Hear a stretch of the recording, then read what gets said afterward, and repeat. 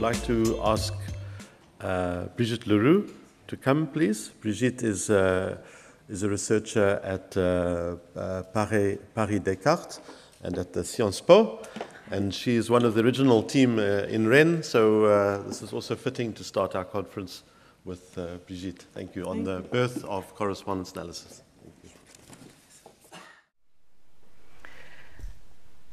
The organizers of this conference, and I thank them for it, have invited me to present the Rennes period of analyse des données.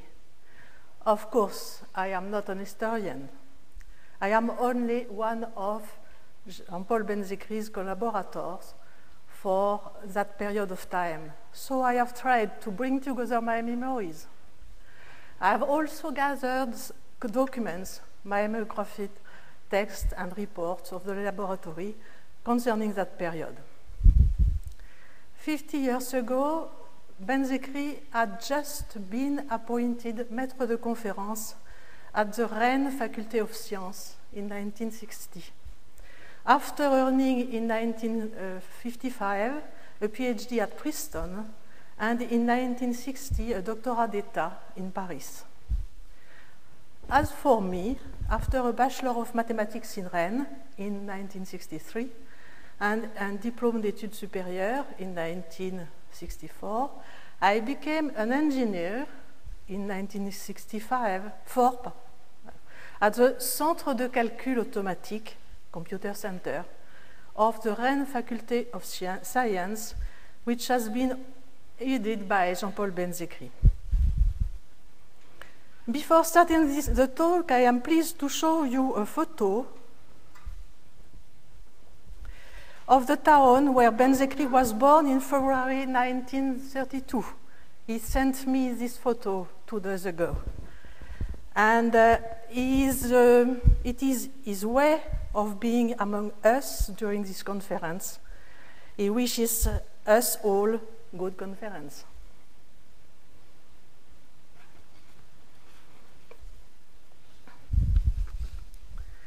So I will talk about the gestation period. This is the references.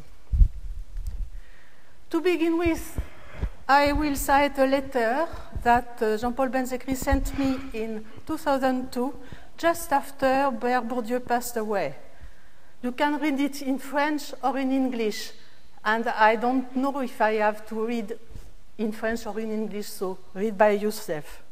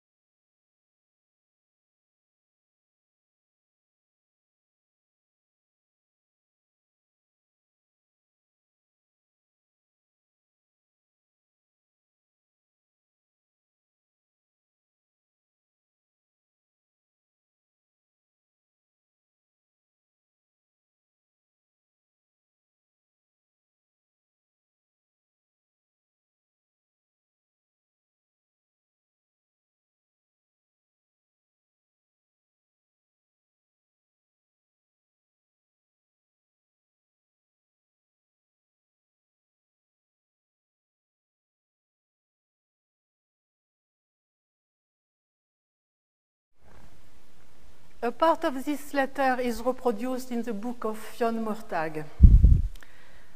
From this letter, it clearly appears that linguistics, and in particular automatic translation, that around 1961 seemed to be within reach, acted as incentive to create correspondence analysis.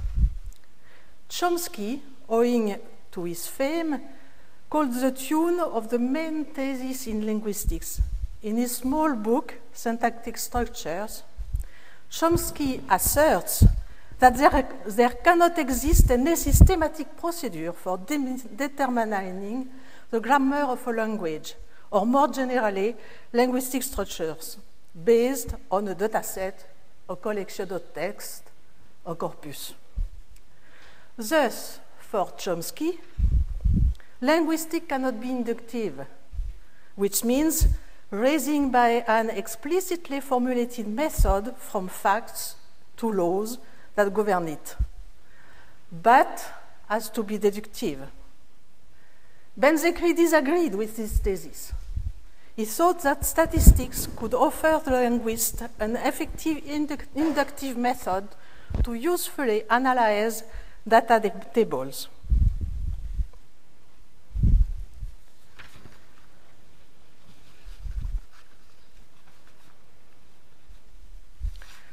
About 1963, there were discussions and meetings with the linguist Jean Gagnepin, professor at Rennes University, who basically answered, those are Harris' ideas, but this linguist is the only one who believes in the purely inductive methods that you pretend to apply with a lot of statistics. Obviously, Ben-Zechry read the works of Harris, in which he found the following definition. We call distribution of a word the set of all its possible environments. Thus, the notion of profiles and distributional equivalence were created. The principle of distributional equivalence can be summarized as follows. For instance, if we study a correspondence between names and verbs, the distance between two names can't be modified if we identify two verbs that are distributionally synonymic, that is, have the same profile. After Ben-Zechry, I quote, let us say to give a clearer picture that if, to tell, and to say admit the same subjects in the same proportions, we can identify these two verbs. The space of profiles remain to be defined mathematically and metrics to be fixed sensibly. The principle of equivalence, distributional equivalence, completed by the requirement of an Euclidean distance, is enough to fix the distributional distance, generally called the chi-square distance. Once these principles were well established, the geometrician statistician only had to write the equations and the properties of the method. To sum up, initially correspondence analysis was proposed as an inductive method for analyzing linguistic data. Now, birth of CA. At the beginning of 1963, at the initiative of Dean Yves Martin, a laboratory of computation was created in Rennes. Ben-Zechry was appointed head of this laboratory. In 1963, the team included three engineers, including Brigitte Escoffier-Cordier, and one secretary. In 1964, Marie-Odile Lebeau and myself joined the team. In November 1963, an IBM 1620 computer was installed Place Pasteur here.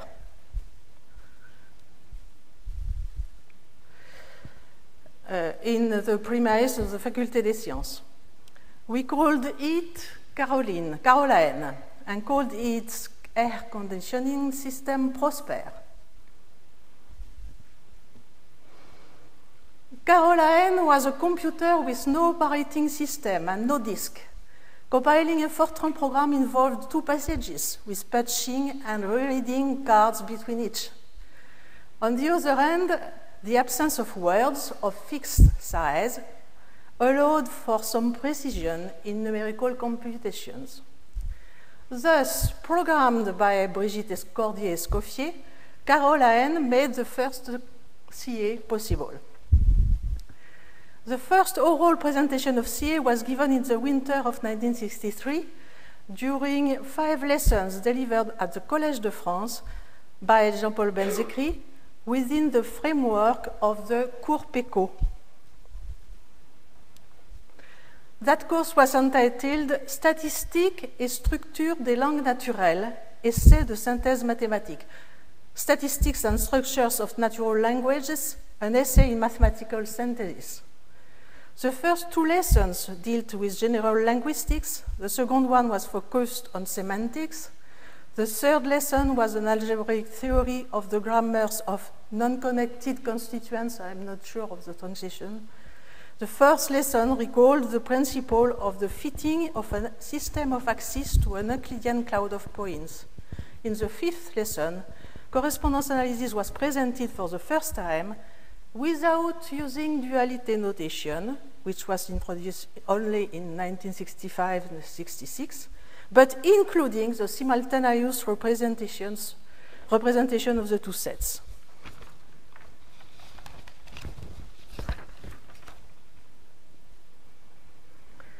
Clearly, if we refer to the 1964 report called Imago Primiani, we see that the main research themes of the laboratory are the following ones, are shown on the slide. Quantitative linguistics and automatic translation of Slav languages, stochastics models of learning, a research project, the GRST contract, on the setting up a code and on the genesis of a means of communication, and correspondence analysis.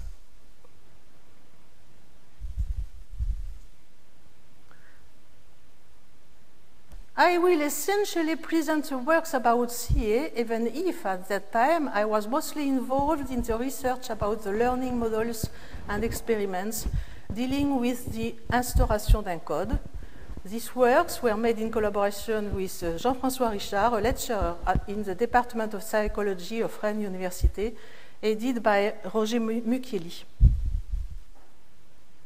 The CAs made in Rennes from 1963 to 1965 concern exclusively small size tables due to the computer, 8 by 8 or 30 by 30 approximately, built from psychological experiments or, more rarely, we have no data for that, from linguistic studies. The first example, it is in Imago Primiani. The first example corresponds to a confusion matrix built from a psychological experiment made in Rennes. And you know at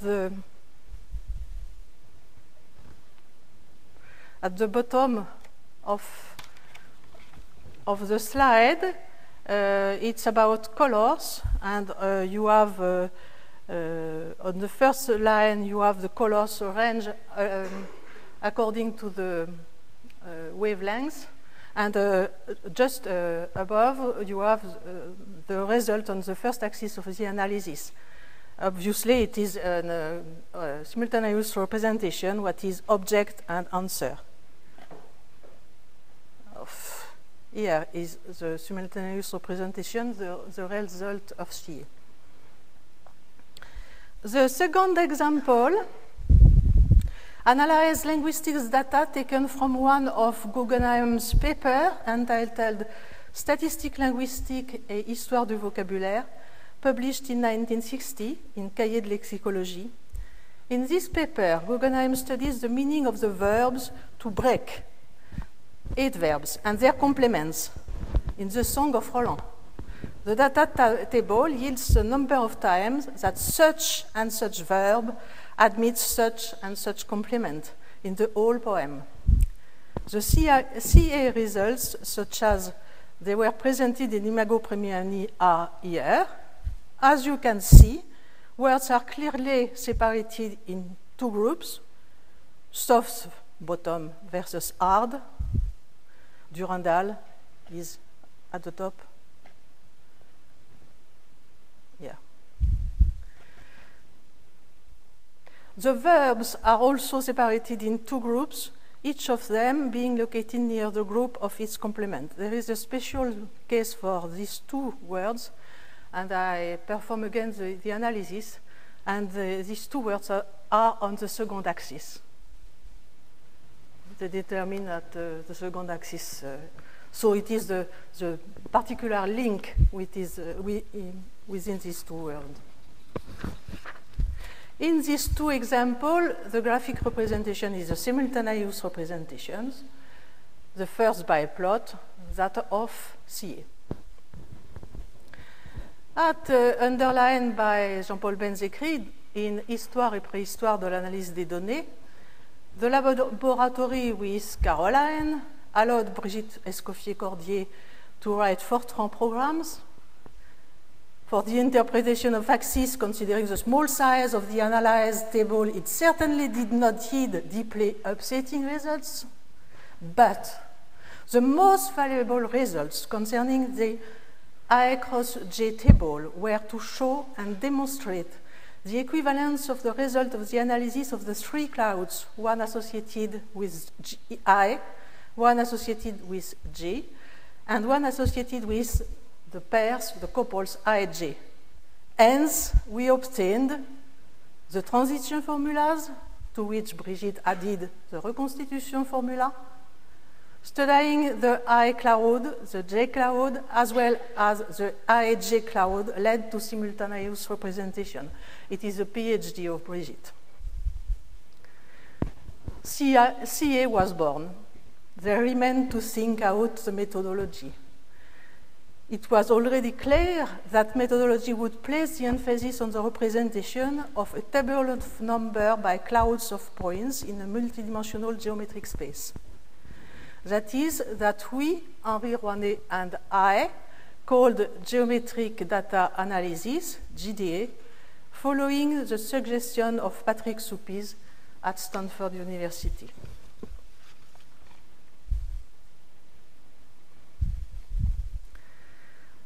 The key ideas of GDA. It's clear that CA was developed to study linguistics in an addictive way.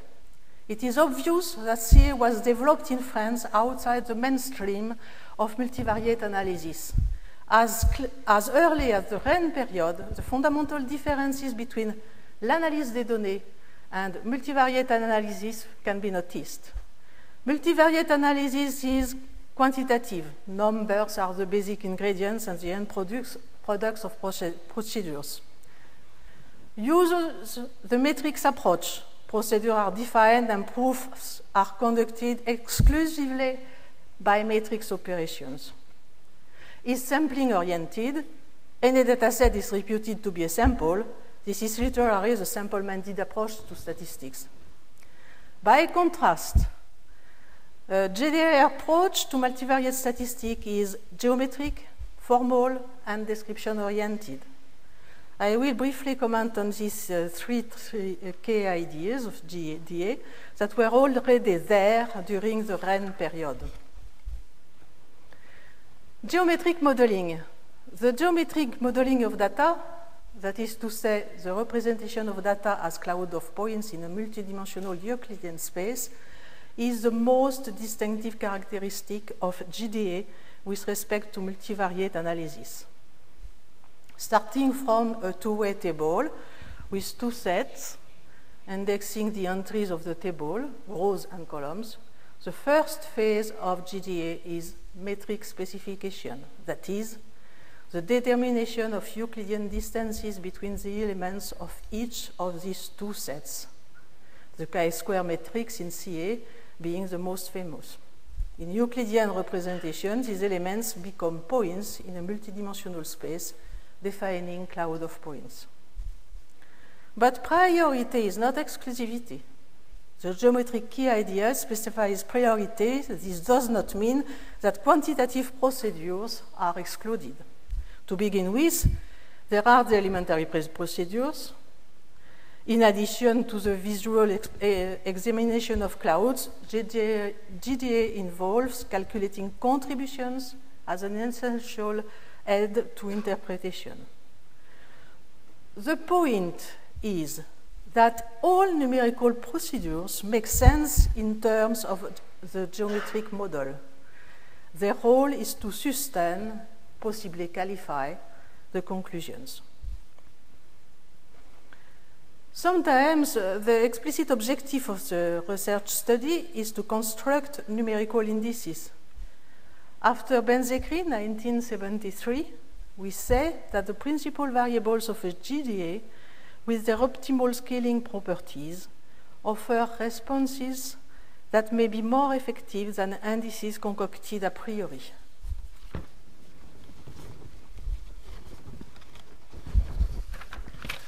Second key idea is formal approach and abstract linear algebra.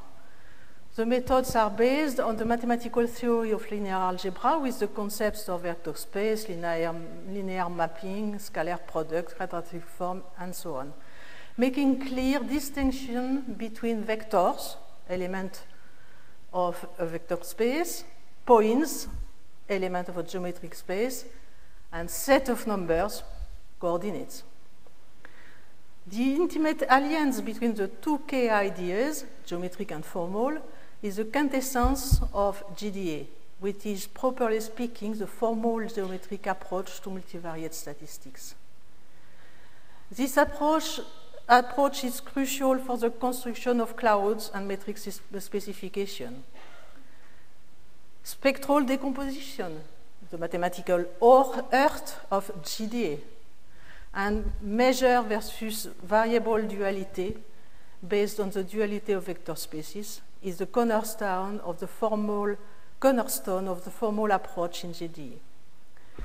The statistical procedures readily follow from the mathematical theory, which carries the burden of proof. This means a fantastic saving in intellectual investment. It is repeated that in order to comply with the dominant statistical style, most texts about CA in English, certainly not Ben-Zekri 1992, have confined themselves to the matrix presentation. The trouble is that in the translation, a major feature of CA has evaporated.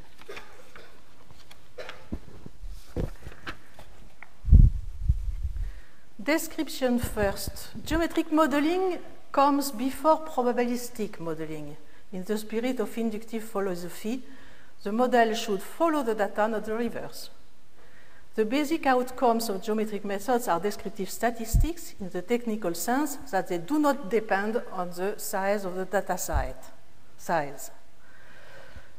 In multivariate statistics, where data often seemingly go literally in all directions, the geometric model provides an efficient frame for descriptive analysis.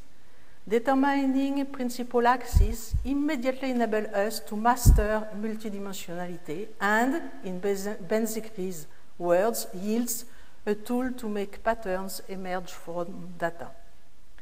Like the geometric key idea, the descriptive one means priority, not exclusivity. Geometric modeling precedes probabilistic modeling. It does not preclude statistical inference. What's new now 40 years later? I will briefly introduce some recent developments that I have contributed to. These developments have often been made following discussions with researchers in social sciences, especially with Pierre Bourdieu and his followers, as well as with the political scientists in Sciences Po. Specific MCA. I put references here. A case in point for specific MCA is the problem of infrequent categories of active variables, which can be overly influential for the determination of axes. What should be done in the first place is to attempt to pool infrequent categories with some other categories, if feasible. More generally, there may be categories of active variables that one would like to discard, such as junk categories. By junk category, we mean a category made of heterogeneous entities, for instance, others in a questionnaire. Such a category is properly not representable by a point. Finally, there is the case of missing data for some variables. In specific MCA, these various sorts of undesirable categories may be treated as passive categories. Mathematically speaking, the cloud of individuals built by MCA is projected orthogonally on the subspace associated with the categories of interest. Experience has shown that specific MCA permits a more refined analysis than regular MCA. Examples will be presented Thursday afternoon by Jossel Brekke about cultural distinctions and by Boo and Borgerson about the citational universe.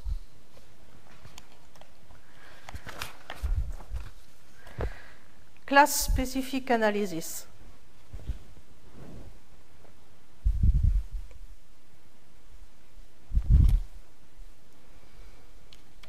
This variant of MCA is used to study a class, a subset of individuals with reference to the whole set of active individuals. That is to determine the specific features of the class. It consists in proceeding to the search of the principal axis of the subcloud associated with the class of individuals. This is very linked to the idea of study a subfield of a field in the Bourdieu's theory. An example of that will be presented by Philippe Bonnet, Frédéric Le Baron, Friday morning, about cultural practices in France.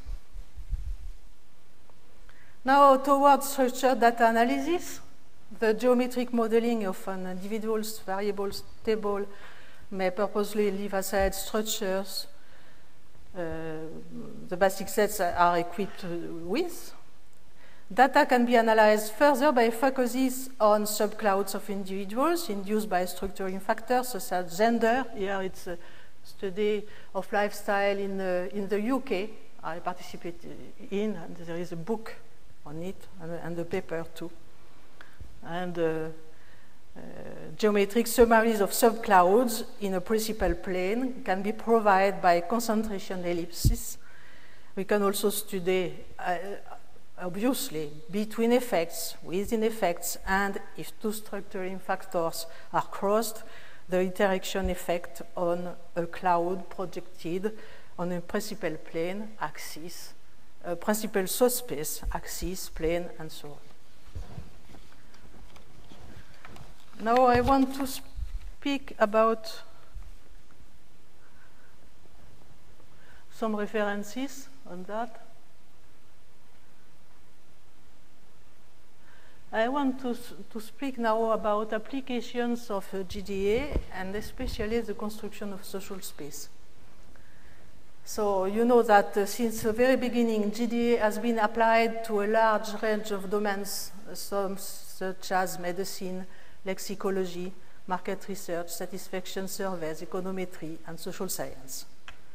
In this latter domain, the work of Pierre Bourdieu is exemplary of the elective affinities between the spatial conception of social space and GDA representations. These affinities have led Bourdieu and its school to use the CA at the beginning, especially MCA since Le Patronat, consistently since 1976, from Bourdieu et Saint-Martin, 1976, to Bourdieu, 1999, Pierre Bourdieu, 1979, I suppose it is Le Patronat.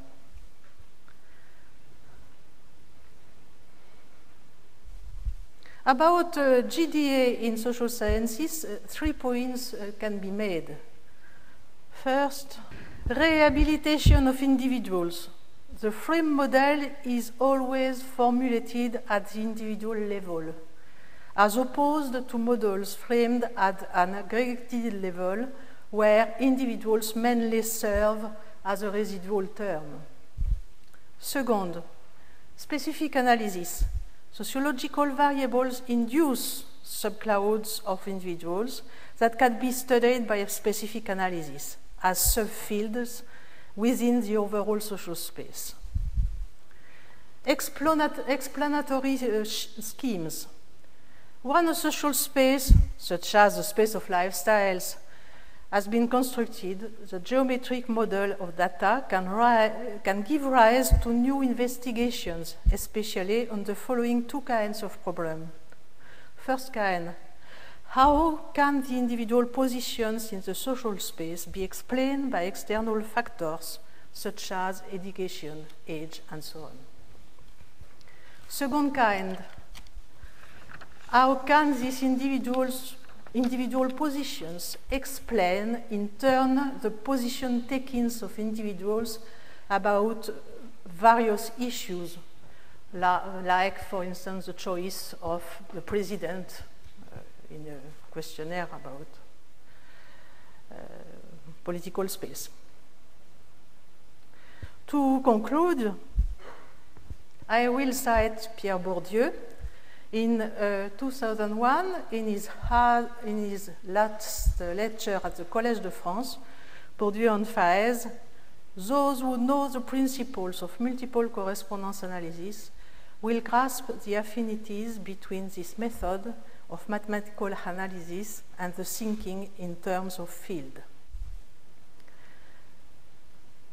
I think that GDA has a bright future. The conference 30 years after distinction, held in Paris last November, brought some evidence for that. Thank you for your attention.